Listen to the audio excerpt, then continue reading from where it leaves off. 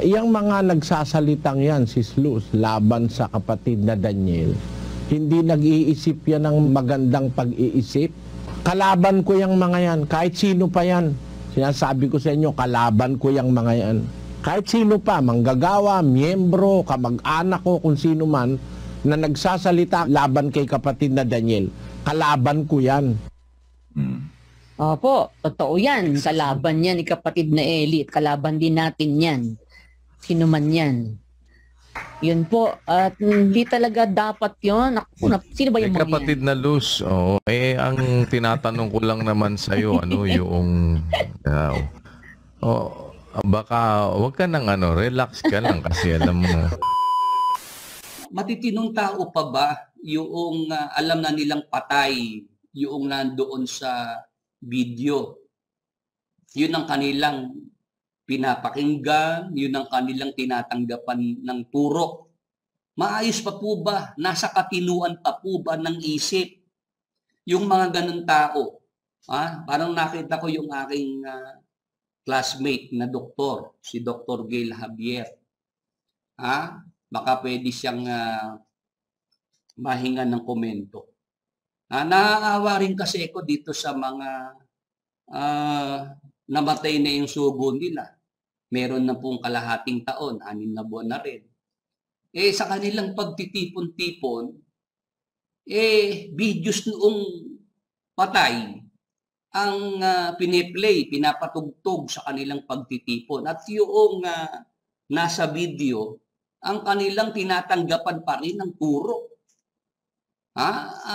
Nasa maayos pa ba at matinong isip itong mga miyembro na kahit alam na nilang patay na yung nandoon sa video, doon pa rin po sila nagpapaturo. Hindi ba ang ibig lang sabihin na hanggang ngayon doon pa rin sila sa patay nagpapaturo, itong mga nandyan ngayon na mga buhay mula sa bagong leader na pumali doon sa namatay na leader nila, lahat yun mga inutil. Hello? Pagpasensyahan nyo na po ako doon sa salitang nasasabi ko, inutil. Pag sinabing inutil, yun po ay mga walang silbi. 35 ang nasa Facebook live po natin, YouTube live, kung nadagdagan po, sabihan po tayo. Kahit naman kay Brad Eli, nadidinig ko rin yung salitang inutil . Kaya wag kayong sasama ang loob sa akin dahil nung nabubuhay si Brother Eli, lumalabas din sa bibig niya yung salitang inutil. O ngayon, ito naman po ang aking obserbasyon.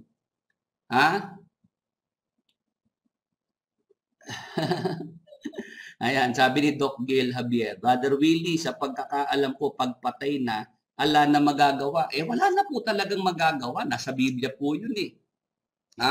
Ecclesiastes, Kapitulo 9. Babasahin ko po para suportahan itong aking classmate na doktor. Dito po sa 9, at ang talata po ay 5. Ganito po mababasa. Sapagkat nalalaman ng mga buhay na sila'y mga mamatay, ngunit hindi nalalaman ng patay ang anumang bagay.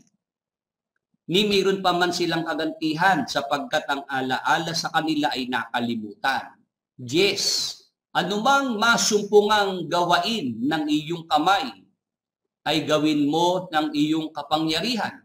Sapagkat walang gawa, ni kathaman, ni kaalaman man, ni karunungan man, sa siyol na iyong pinaparunan. Pagka po ang tao ay patay na, ito po ang kalagayan. Wala na po silang nalalamang anuman.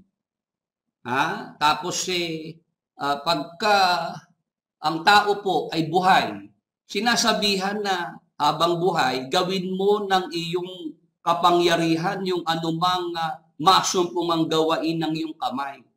Sapagat walang gawa, ni kathaman, ni kaalaman man, ni karunungan man sa Seol, sa libingan na iyong pinaparunan. Kaya ako po ay ang aking nararamdaman ay awa. Naawa ako kasi dito po sa Plaridel, pag po ako ay nagagawi rito sa Walter Mart, meron po silang lokal dito po, malapit sa Walter Mart. Natsetsempo po, pag nag-park po ako, nadidinig ko po yung video. Ang nagsasalita pa rin si Brad Eli. Sabi ko, kaawa-awang mga nilalang itong mga ito. Silang mga buhay, ang pinapakinggan yung taong patay. Hello? Samantalang sa Biblia po, mga magulang at mga kaibigan, yung taong patay, para yan ay kausapin pa. Kagaya ng ginagawa nila sa kanilang pagtitipon. Meron silang bagong leader, pagka naghahadel, parang nagbo-broadcast lang po sa parang parang DJ lang sa isang FM station na habang nagsasalita, merong pinapasok po na background, audio background, stinger po tawag doon. Yung boses ni Brad Eli, pinapasok-pasok, pasingit-singit. Dati si Brad Eli, siya po yung pang main event. Ngayon si Brad Eli po, paningit na lang. Para wag magkaroon ng air gap. Kailangan may pansingit. Si Brad Eli po, dati pang main event. Kumbaga sa boxing, pag sinabing main event, halimbawa, sa darating na linggo, boxing o pang main event, yung kay Manny Pacquiao. Yung laban ni Manny Pacquiao. Yun ang main event, yun ang talagang inaabangan. May mga mauunang mga laban ng boxing, ano po yun? Kumbaga para lang yung mga tao ay wag silang mainit, bang hinihintay po yung laban ni Manny Pacquiao. Ganun po noong araw, si Brad Eli, pang main event. Anumang pagkakatipon, talagang si Brad Eli yung star of the show. Talagang siya po yung inaabangan ng mga tao. Sabi ngayon noong aking mapanood yung videos ng huddle, habang nagsasalita itong bagong leader, sabagay, yan naman po kasi talaga ay nag-umpisa po yung DJ, disc jockey sa mga FM station, tapos napunta po sa pagbabalita. Nung yan ay mapunta sa Channel 4, Channel 2, Channel 7, napunta po sa pagbabalita, pagkomentaryo. Ngayon, sa kanyang estilo, pagka po siya po ay hindi ko po matawag na nangangaral o nagtuturo kasi hindi po ganoon yung kahit yung mga manggagawa na tinrain ni Brother Eli, hindi po ganyan yung yung paraan para mag-deliver po ng mensahe sa mga miyembro. Alam ito noong mga noong mga matatandang manggagawa, kahit si Sister Luz. Kasi pag meron pong mga tinetrain ng mga manggagawa, dumadaan din kay Sister Luz. Hindi ganyan po yung mula pa ng umpisa. Hindi ganyan po ang pamamaraan para ikaw ay maghatid ng mensahe sa mga miyembro. Ito na lang po, ngayon na lang ginawa yan noong bagong leader na parang siya po ay nasa radio booth, tapos habang nagsasalita siya, pagka kailangan niyang ipasok yung boses ni Brad Eli bilang paningit, para wag lang po magkakaroon ng air gap. Tapos, yung kanya namang paraan, kailangan lagi siyang mayroong mga tatanungin. Nandyan sila Joseph, sila Rodel, Sunny, Luz, o ano ba natatandaan ninyo na naituro sa atin noon ng kapatid na Eli? O lalo ikaw, Sister Luz, ikaw madalas kang kasama ng kapatid na Eli. Ano ba ang iyong natatandaan dyan sa paliwanag ng kapatid na Eli sa talata na yan? Tingnan niyo po mga magulang at mga kaibigan. Hanggang ngayon hindi pa rin sila makamove on. Kailangan pong yung patay, si Brother Eli, kailangan sinasama pa rin nila sa kanilang pagkakatipon. Pagka wala nang masabi itong mga magkakausap na ito, isasalang na po yung video ni Brother Eli. Mga 1 oras na diretso yun, 2 oras si Brother Eli yung papakinggan sa pagkakatipon. Tapos, pagkatapos noong video ni Brother Eli, magsasalita ng kaunti, itong bagong leader, ang kasunod po, abuluyan. Mangungulekta na po ng abuluyan. Ang nakikita ko po, talagang itong bagong leader na ito, talagang ang talagang pinupuntirya lang yung mga makukuha sa mga miyembro. Kung paano mapapalabas ang pera ng mga miyembro. Yan po yung aking naobserbahan. Meron ng 6 na buwan mula noong si Brother Eli napabalitang pumanaw na matay. Ngayon, kahit po 6 na buwan na po ang nakalilipas, meron pa rin pong mga napag-iisip, mga nagdududa pa rin diyan sa kamatayan ni Brother Eli. Bakit po sila nagdududa?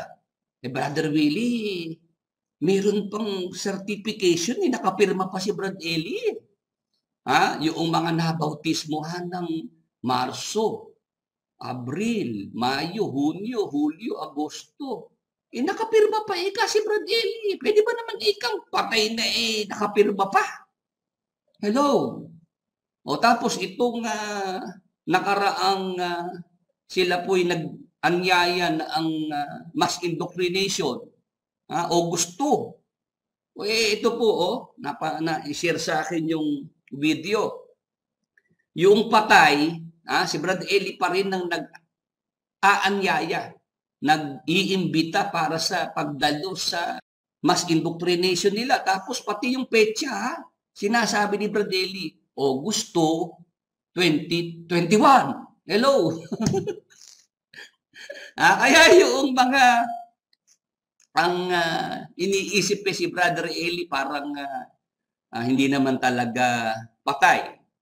Kundi nagpatay-patay yan dahil may mga iniiwasan, yung mga kaso niya, tapos ang pinaka yung noong na magsalita si Brad Eli laban sa mga NPA. Nung pagsalitaan niya si Kadyo Masison, minura niya ng minura. Pagkatapos po nun lumabas na po yung balita na siya po ay namatay na. Nitong nakaraan pong ating live, may nag-message po sa atin na Brother Willie, hindi kaya may nangyaring crime of passion. Kaya biglaan ng pagkamatay ni Brother Eli. Mayroon naman pong nasisilip na crime of passion. Alam ko kako yung mga crime of passion na yan sa ko lang napapanood sa Soko. Yung sa investigador, yung mga ang pagkamatay dahil mayroong mga love triangle, ganon. Tingnan nyo talagang dahil po dyan sa hanggang ngayon ayaw pa rin kasing magsalita. Ayaw pa rin sabihin noong bagong leader kung ano ba talaga ang naging dahilan ng kamatayan ni Brother Eli. Hanggang ngayon po ay tikom ang bibig. Kaya yung mga miyembro pagka tinatanong mo, si Brother Eli pala'y namatay na. Oo, namatay na. Ano ba kinamatay? Hindi rin namin alam. Tapos Sabi ko nga, hello, kung dyan pa lamang po ay hindi na po ninyo maaasahan na magiging tapat sa inyo ang inyong bagong leader, paano pa kayo pagtatapatan yan? Kahit pa nga po, ibalik natin ng panahong nakaraan. 7 taon, 7 years, nakipag-live-in yung inyong bagong leader. Kinonsinti ni Brad Eli na mayroon ng kasamahin. Bagamat noong mga panahon na yon, mga 1990s, kahigpitan sa pagbabawal sa pag-aasawa. Noong taong 2002, si Brad Eli po'y nagpahayag sa kapatiran. Mga kapatid, mayroon akong lihim at ngayon ay akin na pong ipagtatapat sa inyo. Ikakasal ko na po ang aking pamangkin dahil 7 taon na rin naman po sila nagsasama. Naloko na. 2002? Atras ka ng 7 taon, 1995. Noong mga panahon na yon, talagang mahigpit na mahigpit si Brad Eli. Pinapatupad niya yung bawal mag-asawa. Sinususpindi yung mga manggagawang nagliligawan. Kaya nga si Mel, madalas, pag yan po ay dinistino sa Cebu, dinistino sa Davao, dinala sa Palawan, kahit si Josel, alam na po agad ng mga manggagawa kung ano ang kaso ng ligaw. Yan naman po totoo kahit tanungin niyo po yung mga nabanggit ko. Pag sila po'y inalis sa Maynila at dinala na po sa malayong destino, ang dahilan sumabit, nahuling nanliligaw o may karelasyon.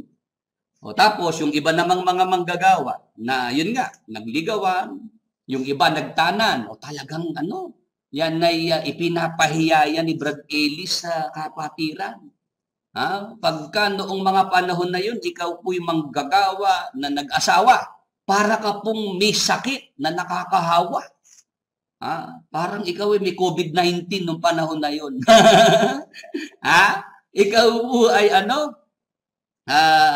lalayuan na, iiwasan ka na ng mga miyembro, kahit ng mga kapwa mo manggagawa, dahil mabigat magsalita si Brad Eli. Diyan sa mga manggagawang nag-asawa, lalo pagka nagtanan. Gagalit si Brad Eli. Ba't ko hindi kayo sususpindihin? Nagtanan kayo. Hindi naman kayo nagpaalam sa akin. Sabi ko, paano nga magpapaalam nagtanan?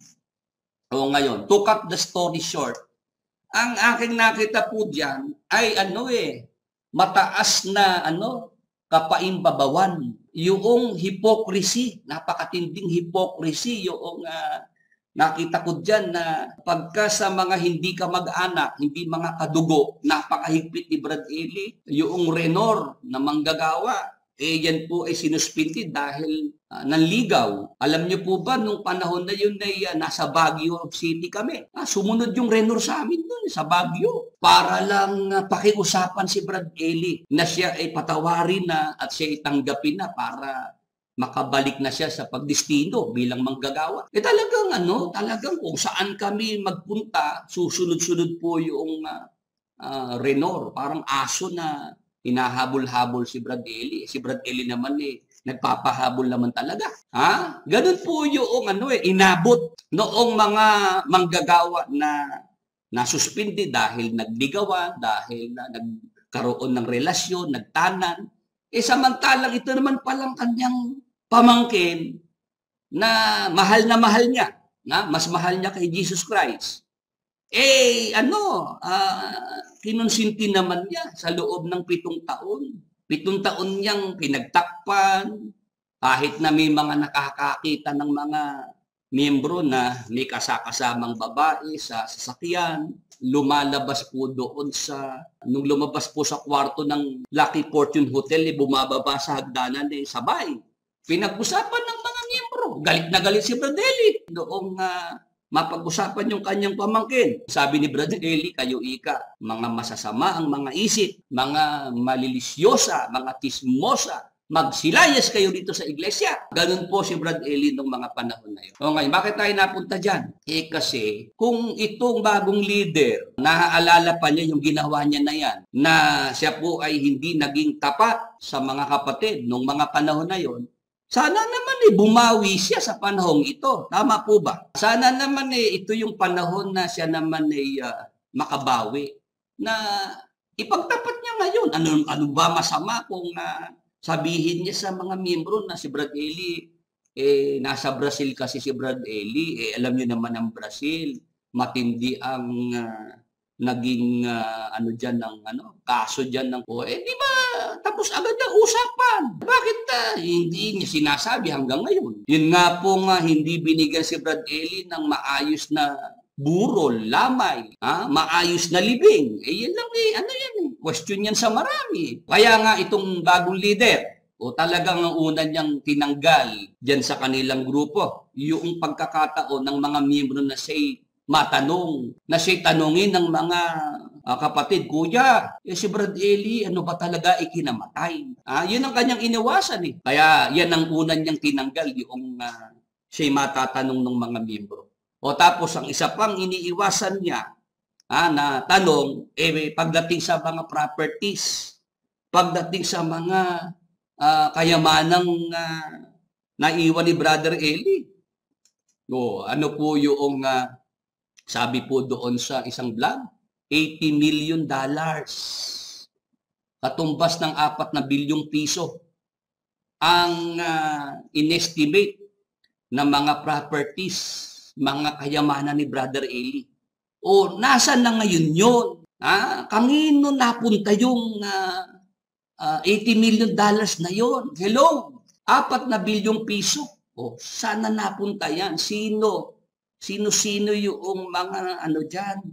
Mga naging tagapagmana ni Brother Eli dyan. Yan po, mga magulang at mga kaibigan ng ating dyan. Nakita dyan na kaya itong bagong leader, ayaw talagang yan. Ayaw talagang yan ni masalang na siya po ay tatanungin ng mga miyembro. Kasi alam niya talagang mauobliga siya na yan ay kanyang sagutin.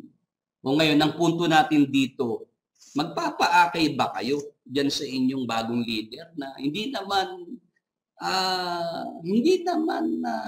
tapat ang pag-akay sa inyo mula pa nung umpisa?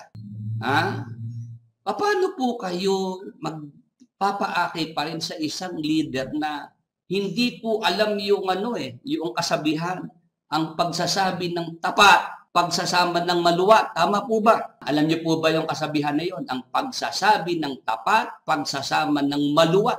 Paano kayo tatagal? Paano magtatagal ang inyong pagsasama-sama? Meron kayong bagong leader na hindi nga alam yung siya'y maging matapat sa inyo. O kaya nga, yung inyong bagong leader, ano po ginagawa? Kahit patay na si Brad Eli, siya pa rin po ang pinanghihikayat sa mga miyembro at pati po roon sa mga magmiyembro. Kaya po hanggang sa mass indoctrination si Brad Eli pa rin ang pinagdodoktrina. Naintindihan niyo po ba? Yung patay pa rin ang ginagamit sa pagdodoktrina. Sabi ko, ba't hindi pa lubos-lubusin? Ano po yung punto ko na lubos-lubusin? Hindi po ba sa mga pagkakatipon may pananalangin din? Sa doktrina may nananalangin din. Ba't hindi na lang si Brad Eli yung panalangin niya ang gamitin, yung recorded? Para talagang si Brad Eli na talaga ang kumbaga lahatin na. Pwede naman Tama po ba? Pwede po ba yon na kahit sa panalangin yung mga recorded prayers na ni Brad Eli gamitin? Para talagang ibigay na talaga kay Brad Eli yung pagdodoktrina. Kahit sa kanilang pagpapasalamat, kanilang prayer meeting. Yung mga videos na ginagamit niya, di pati prayer na rin ni Brad Eli mga na-record ang gamitin. At dyan yung lalo makikita ang pagiging inutil, pagiging walang silbi ng inyong bagong leader.